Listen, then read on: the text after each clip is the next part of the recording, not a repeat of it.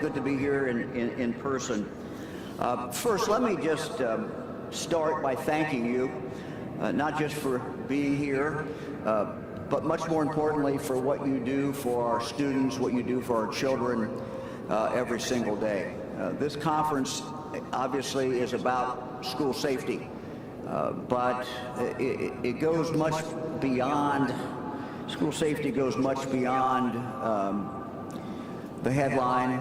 It goes much beyond the tragedies that we see in schools when there is a school shooter. What you do every day is focus on keeping your kids safe, whether it's keeping them safe on a bus going to school, whether it's keeping them safe as some may walk to school, making sure that the pickup line and the drop-off line is run in a way that is safe. Making sure that the children are not bullied in school, and I could go on and on. So thank you. I think we need to look at school safety kind of holistically. And again, while we focus very understandably on the horrible tragedies that we have seen in school shooting in schools, school safety certainly does go beyond that. For many, many years, as I've talked to teachers and educators, they've said to me, Mike, you know, I can teach, these kids can learn in the classroom, but the real challenge is for some of these children, it's the trauma that they've had to deal with.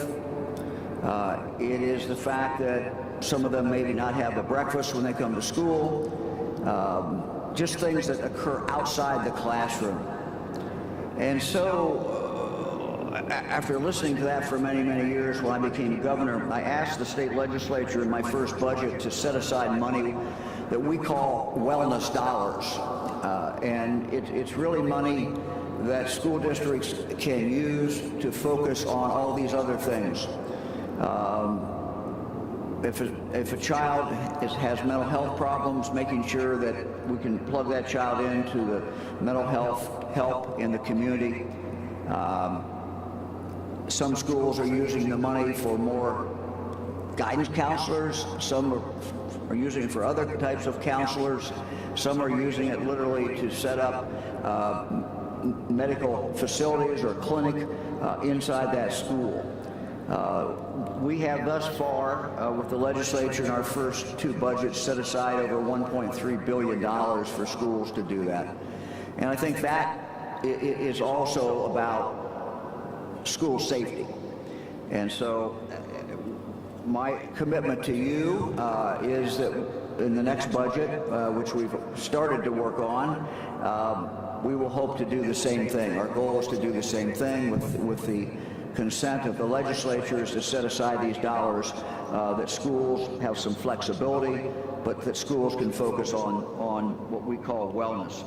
As Tom indicated, I wrote and created by executive order that I signed in August of 2019, the Ohio School Safety Center. And a lot of what we're going to be talking about, you're going to be talking about in the next 3 days, somehow relates to the Ohio School Safety Center. We understand in this state that values local education, local control, that you are the ones who really make the difference and you're on the front line. We look at our job as to try to simply help you and to give you some of the resources you need, maybe some of the training you need. The School Safety Center was set up really to have a place where you could go, where educators could go, superintendents, principals, teachers could go if they have a question, if they have a problem, and have that one place. Since that time in 2019, we've continued to expand the School Safety Center, and I'm going to talk a little bit in a moment about how that has been expanded. I hope you come away from this 3-day summit. You're going to hear a lot of experts. I don't pretend to be one of those experts. You're going to hear from a lot of experts, and I think you'll get things out of every session. But one of the other things I hope that you come out with is an understanding of what resources are available in the school safety center that we have established. Let me go through several of these. Let me start with the school threat assessment team. The legislature, as you know, passed legislation that says that every school needs to have a school threat assessment team. One of the things that our school safety center is going to do is provide training for that team. That team, as you know, has to be in effect by March 24th of next year. So there's a little time to put that into effect. The purpose of this school threat assessment team in each school is to assess the intent of a student who might be making a threat, and also to assess the ability of that student to carry out that threat. So the history, I think, and the why behind the school threat assessment team goes back to what we've seen in a number of the tragic shooting cases.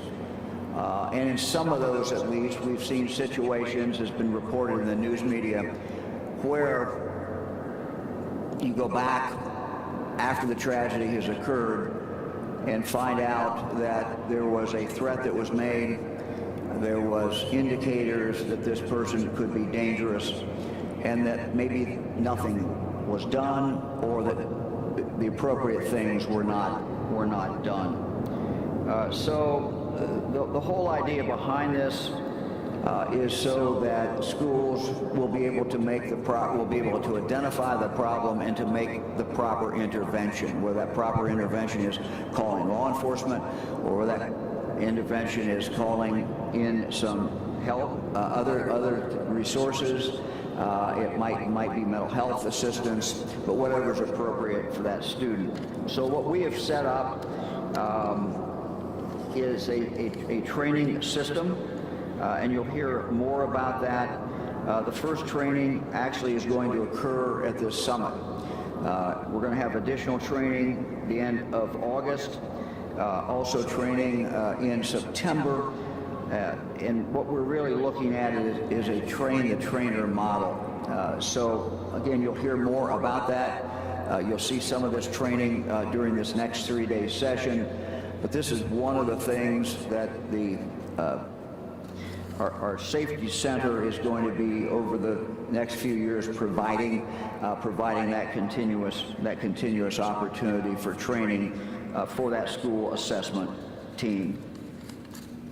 Let me go to a second item, and that is a few months ago I asked the state legislature to set aside $100 million and to make it available for schools. That was done by the state legislature. When I talked with the Speaker and the Senate President about this, I think we all looked at this and weren't sure what the exact dollar figure should be.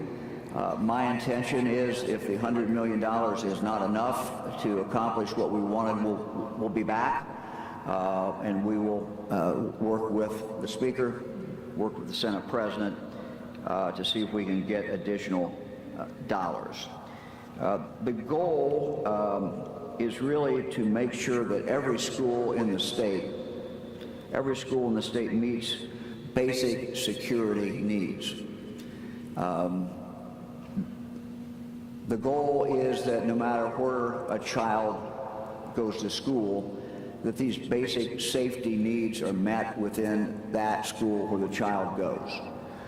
So with that intention in mind, we start off at least with the idea of helping those schools that are further behind, and helping those schools who do not yet have what's considered kind of the core basic focus and the things in that school in regard to basic safety.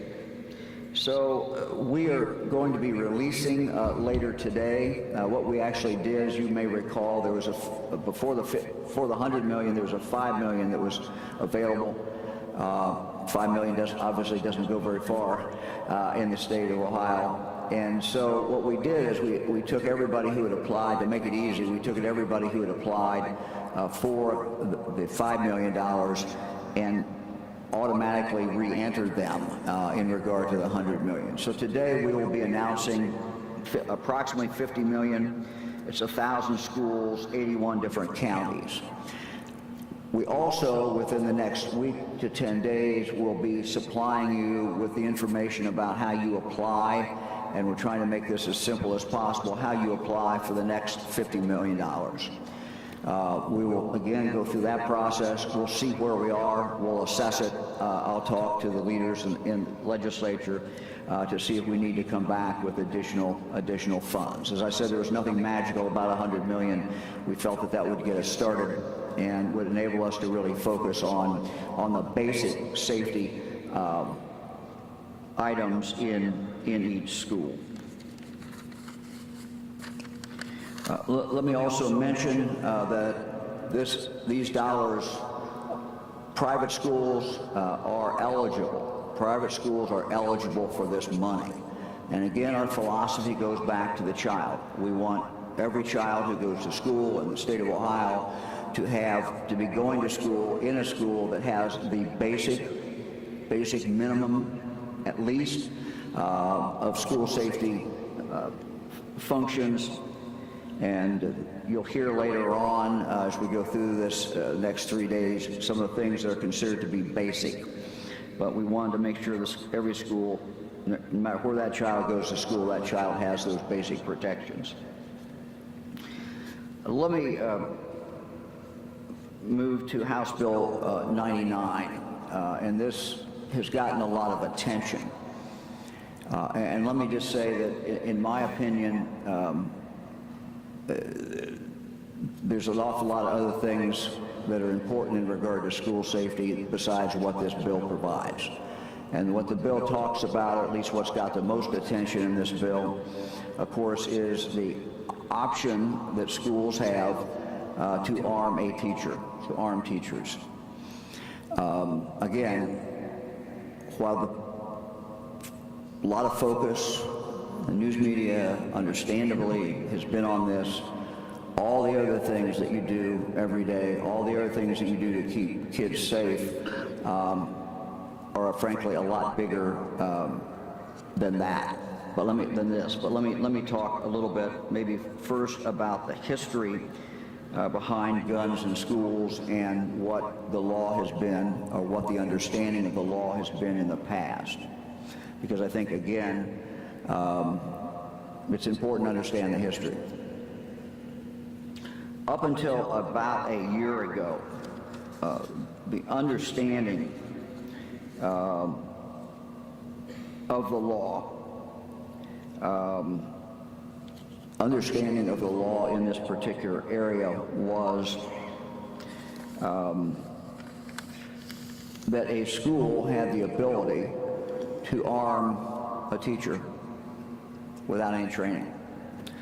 There were two statutes, seemed to be somewhat conflicted, but I think the majority of opinion at that point, and what schools were told, was it's your choice.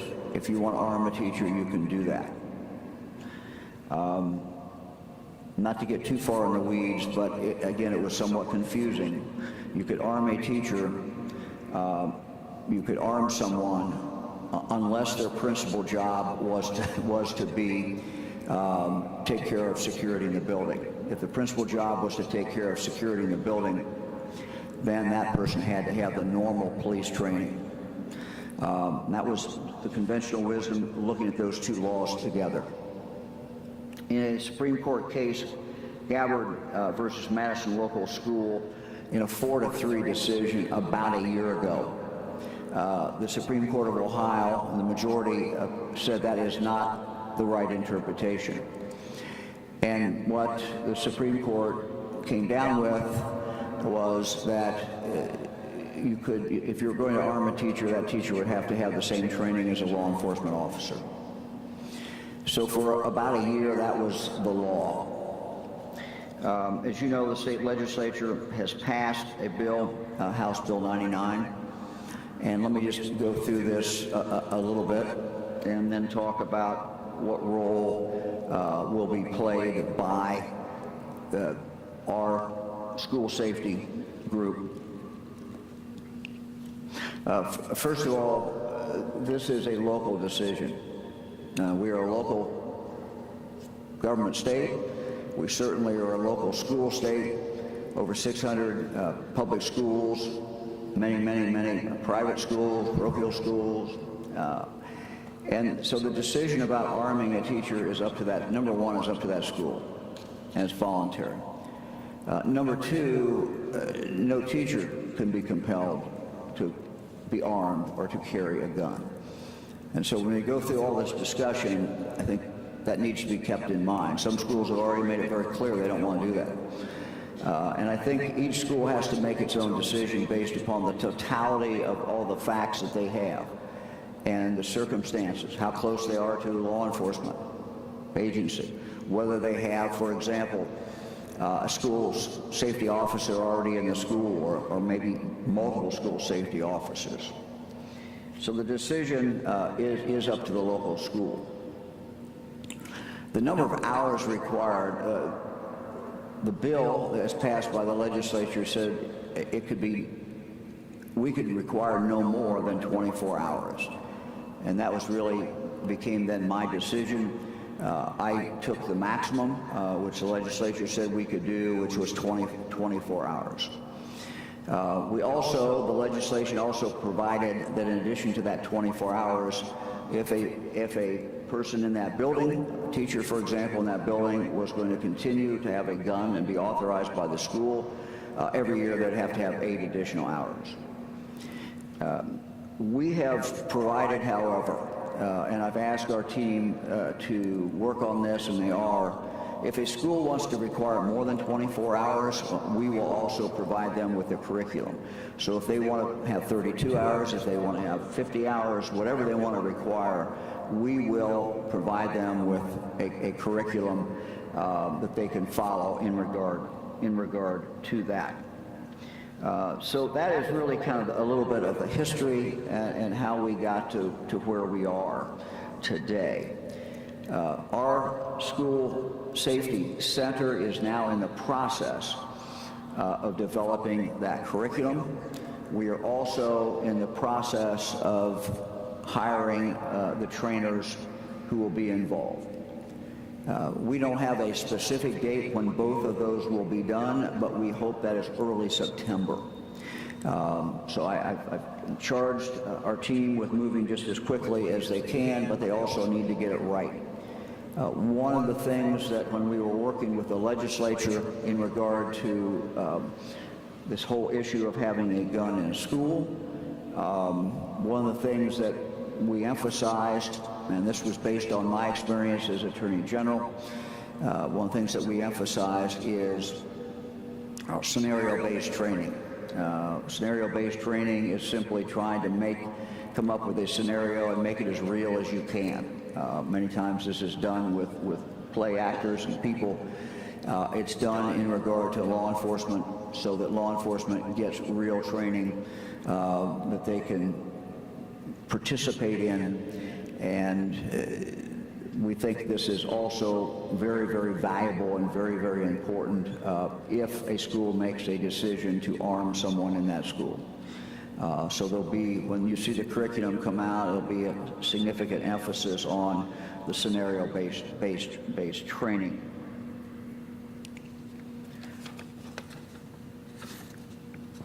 I want to announce that the person who is going to head this up has got a great deal of experience, someone who I've known, someone when I was Attorney General, and I'm talking now about the training in this area. Mary Davis will head this up for us. Will head up developing the curriculum and will head up the training. She has a background in training. When I was Attorney General, she headed up OPATA, the Ohio Police Officers Training Academy, headed up the training there. She has significant background in this area. She was also a former chief of police. So she is the right person for the job, and you will be hearing more, I'm sure, from her.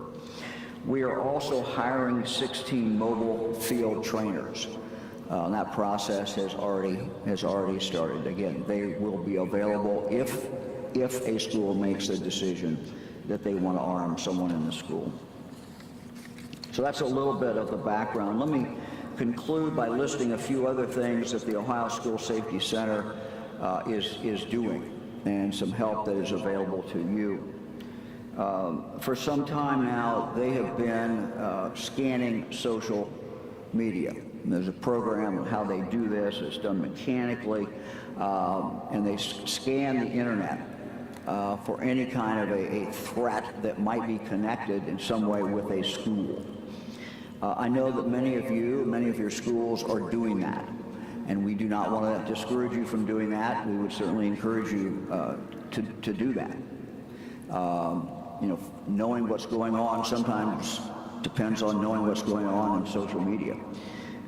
But as a complement to that, or in addition to that, our school safety, we do have people every day who are scanning the social media. If they find something, they notify who's ever appropriate. Certainly notify the school, and notifies, if it's appropriate, the local law enforcement agency. And over the last year or so, since they've been doing this, they've had a number of times when they have contacted schools, a number of times when they have contacted law enforcement agencies. As you know, the legislature has passed the law that says that every school will have to have a tip line. I know most of you already have tip lines, and that is great. You can also use a state tip line if you prefer to do that. Again, this is a tip line that is run by the Ohio School Safety Center. It's what we call the Safer Ohio tip line. That's 844-SAFER-OH. And if you want to adopt that and use that, then you can certainly use that, and that is up to you as well. As you also know, you have to develop a school safety plan. Our people are available to help in regard to the development of that plan. If you have questions, if you have any questions about the execution of the plan, the development of the plan, again, you should just look at the School Safety Center as a resource there. We also have school safety liaisons, and we have upped those numbers. We're now up to 16, which provides a little over one for each of the regions of the state. Again, just a resource, someone who can tie you in to other information if you need that. I again want to thank all of you for what you do. I hope the next 3 days are good days, that you come out with some actionable items and some things that are valuable to you as you go back home. Again, I want to thank you. Again, we focus a lot on the horrible shootings and avoiding them, and we're going to focus a lot during this next 3 days on that. But safety is much bigger than that. From the old fire drills and the other things that you also continue to do. So thank you for keeping our kids safe. Fran and I have 8 kids. We've gone through this they're all adults now. We have 26 grandkids who are at different stages of going to school. And so we just appreciate what you do. We trust our schools.